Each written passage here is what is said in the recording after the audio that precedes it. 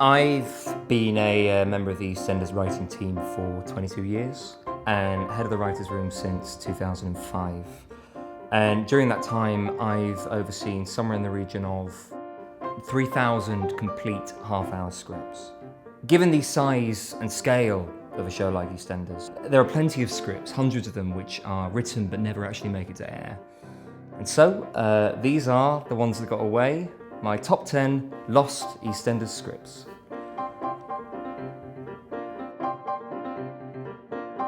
In this episode, Dot falls asleep in the laundrette and has a horrifying nightmare.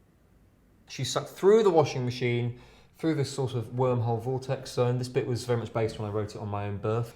And she arrives in the Vic, although it's not quite the Vic, because all the walls are made of flesh. She plays chess with Wellard. And then finally, Dot is ceremonially reborn through a giant fiberglass uterus. The guys who made this for us, actually, it's the same people who did U2's Pop Tour. Unfortunately, June Brown, who plays Dot, wasn't comfortable with the nude rebirth scene, so didn't happen.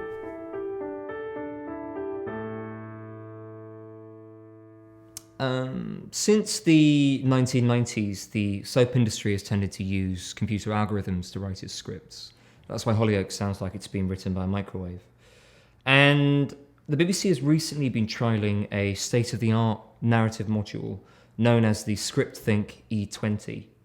It's a promising piece of software, but on closer analysis, we found that the dialogue didn't quite ring true.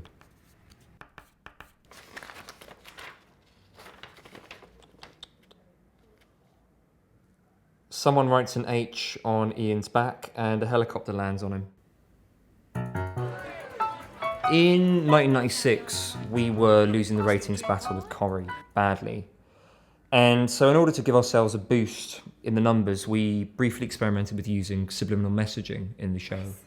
We would secretly splice in flashcards, softcore pornography, and we wrote in a Welsh character called Owain, who spoke in what looked like Welsh on the page, but in reality it was just instructions to keep watching, but flipped in reverse. The BBC actually still use a lot of these techniques to this day. Who's pinched my pooch?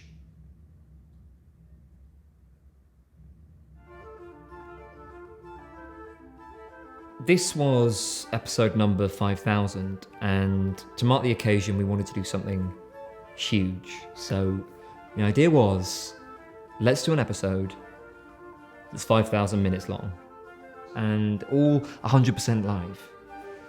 But that's when the problems began. We got letters from various acting unions claiming that working for 83 hours straight was a quote-unquote extreme violation of the artist's rights. Then the medical board weighed in, and before long we were being hammered from all sides. Amnesty International were organising vigils, there were protests outside Television Centre. We knew the jig was up. So instead, Mick had a birthday. Ian Beale, wet nurse. Ian Beale's a bub. Ian Beale's Bonkers bar mitzvah. Adam would have loved to do that one, actually. Ha! The Who Shot Phil storyline was enormous. Babies were being named after it, new species. It was a water cooler moment. And what was in the water cooler? Phil's blood. Was it Steve? Was it Dan?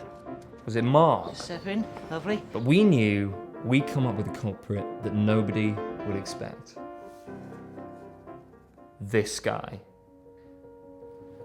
Back in 1989, Dan Watts was shot at the canal, and our idea was that the same bullet had just been ricocheting around Albert Square ever since, until Phil unfortunately got on its way 13 years later.